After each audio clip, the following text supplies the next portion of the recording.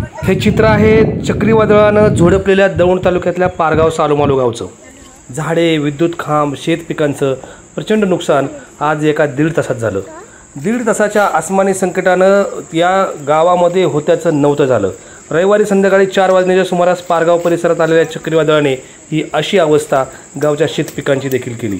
अचानक आलेल्या या वादळानं काहीच्या घरावरची पत्रे उडून गेली, तर काहीच्या घरावर आणि रस्त्यावर मोठमोठी झाडे पडली।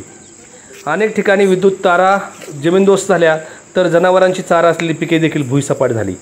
त्याचबरोबर जिथे व्यावसायिक प्रकारची नगदी पिके होती त्या ठिकाणचे स्टेजिंगसुद्धा पडले। शेतकऱ्यांचं आणि नागरिकांचं एकूणच या वादळानं प्रचंड मोठं नुकसान केलं।